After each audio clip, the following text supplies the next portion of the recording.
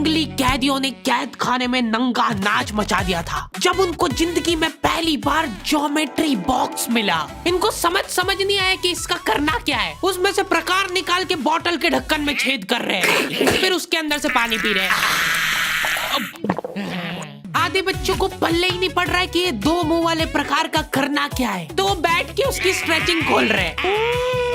कुछ गांव के लौंडों ने मिलके तो हथियार वगैरह बना लिए थे। ये देख, ये अपने को यहाँ से हुक पकड़ना है, उसके बाद तुम जैसे खींच के इसको छोड़। हाँ, हमारे स्कूल में आसपास के गांव से भी बच्चे आते थे।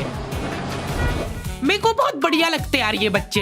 इनको तुम इनके बैग से ही पहचान सकते हो कि ये तो गांव से, क्योंकि इनके बैग की सबसे आगे वाली जेब में से हमेशा तेल टपकता रहता है। ये लोग लंच के नाम पे एक अचार की चीर और 3 पराठे भर के लाते थे स्टील के डब्बे में, जो रोज लीक कर रहा है। और ये लोग रोज अचार कैसे खा ले रहे हैं।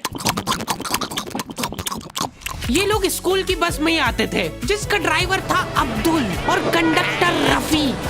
अब्दुल और रफीक मिलके बसें ड्रिफ्ट करवा देते थे। जान दो, चलो उतर जाओ, आ गया स्कूल। रफीक की स्पेशलिटी थी कि जहाँ से बस निकल ही नहीं सकती वहाँ से भी निकलवा देता था। हाँ, आंदो आएगी, निकलेगी। इतनी जगह में तो 4 बसें पार्क हो जाएंगी। हाँ, जान दो।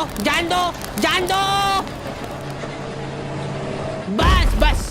अब्दुल और रफीक बहुत डेडिकेशन के साथ काम करते थे। बारिश में गांव में बाढ़ आ गई है। गांव वाले बेचारे घर से बाहर नहीं निकल पा रहे हैं। बच्चों ने स्कूल की ड्रेस पहनी थी, वो वापस से खोल दी कि ऐसे मौसम में तो कहाँ ही जा पा रहे हैं स्कूल। इधर अब्दुल और रफीक बस लेके आ गए बाढ़ में। आराम से निकलेगी, आराम से। चलने दो। इतनी मेहनत करके जब ये सब स्कूल पहुंच रहे तो पता चल रहा है कि बाढ़ के कारण स्कूल ही बंद है। मेरे को बहुत पसंद है ये बच्चे, क्योंकि ये पढ़ाई को ज्यादा सीरियसली लेते ही नहीं है। ये लोग सारे सब्जेक्ट की एक ही कॉपी बना रहे हैं। टीचर ने कवर चढ़ाने का बोला तो न्यूज़पेपर में लपेट के लिया रहे कॉपी को। ये लो, चाय के कप के निशान दिख रहे यार उस पे। बेटा पेपर तो ढंग का लपेट के लाते। 120 पन्ने की कॉपी में 5 पार्टीशन कर रखे इन्होंने अलग अलग सब्जेक्ट के, और उसमें भी छोटा लिख रहे ताकि कॉपी नहीं भराए। और ऐसा नहीं है कि इनके पास पैसे नहीं है कॉपी लाने के।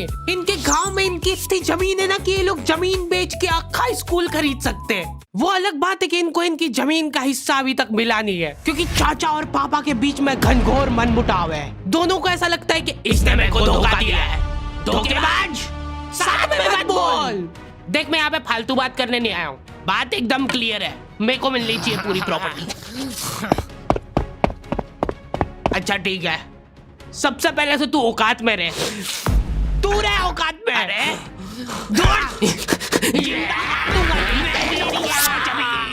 नहीं, दूर, अभी चालू नहीं हुआ है। इनकी बहन दोनों भाइयों का समझौता करने के लिए रेफरी बनी है। एक दूसरे को माँ बहन की गालियां देने के बाद वहीं पे उनको सॉरी बोल दे रहे हैं। सॉरी, क्योंकि दोनों के रिश्ते सेम ही पड़ते हैं।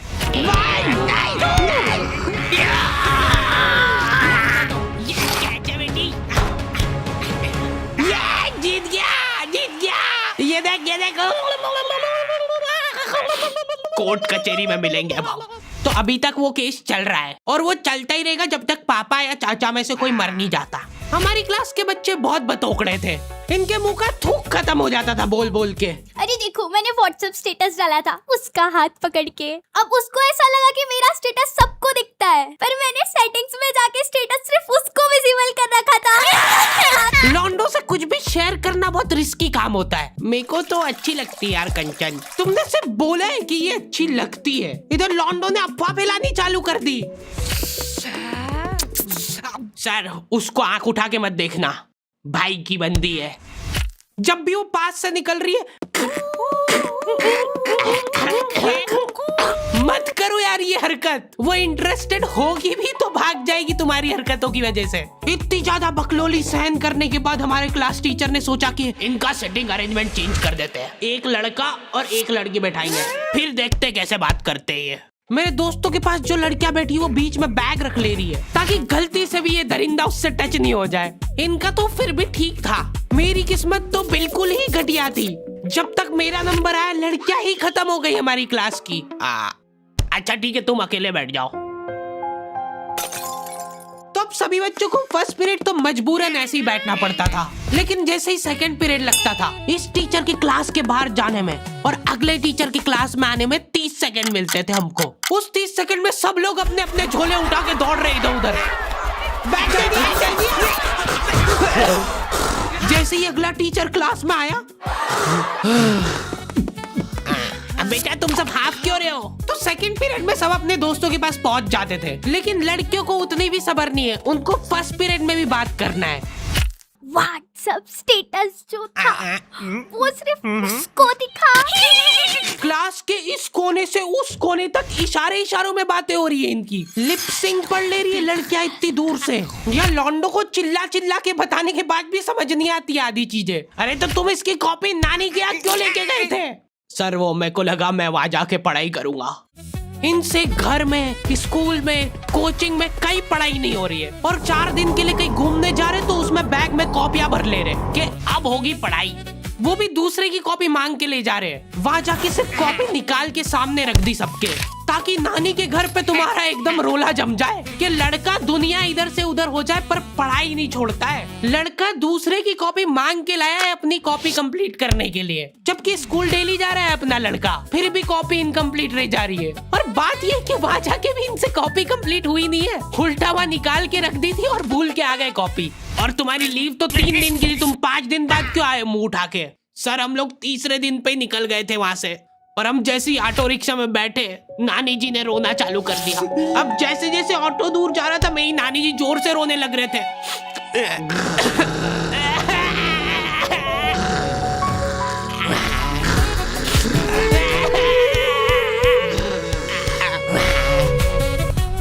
एक पूरा दिन तो इसमें हो गया सर हमारा।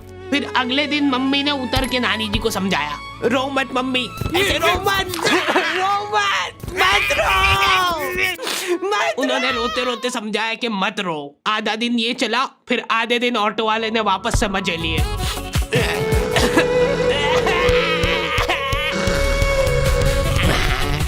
बहुत हरामखोर टाइप बच्चे आते थे हमारे स्कूल में। हमारी क्लास के कुछ बच्चों को जने क्या चुल मची कि स्कूल में फोन ले जाते हैं और वॉशरूम में जाके वो फोन में गाने चला के झुंड बना के नाच रहे हैं।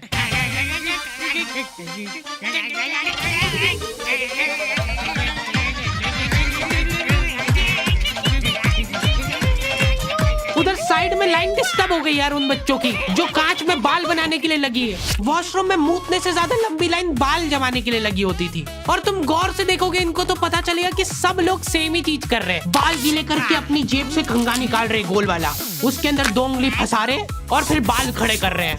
और बाहर निकलते से सारे टीचरों ने घेर रखा है इनको, क्योंकि इतने जोर जोर से गाने बजा के नाच रहे थे ये लोग। किसके पास है फोन जल्दी से बता दो। मैम ऐसा कुछ नहीं, हम तो मुंह से गा रहे थे। किसी से भी पूछ, मैम इसके पास ही है फोन, हमको छोड़ दो, हम तो सिर्फ बाल जमा रहे थे। तुम कुछ कांड करते हुए पकड़ा जाते हो तो तुम्हारा दिमाग चलना ही बंद हो जाता है एकदम। इनसे पूछ रहे कि बताओ बेटा क्यों लाए तुम स्कूल में फोन?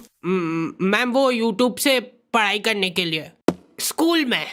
हाँ, हमारे स्कूल में सबसे बड़ी टॉप की सजा होती थी सस्पेंड करना। और मेरे को पता नहीं क्यों बहुत बढ़िया लगती थी ये सजा। ना तुमको स्कूल वालों को लीव लिख के देना है, ना स्कूल वाले तुमसे पूछेंगे कि तुम कहाँ गए थे। रिटायरमेंट वाली लाइफ जी रहे हो तुम स्कूल में। उसके मम्मी पापा को बुला के वो फोन भी दे दिया और उसको सस्पेंड कर दिया। अब वो बच्चा घर पे बैठ के आराम से फोन चलाता है और अपना जीवन खुशी खुशी बिताता है। उसके घर में सिर्फ 2 ही रिटायर्ड लोग हैं, एक उसके दादाजी और दूसरा वो।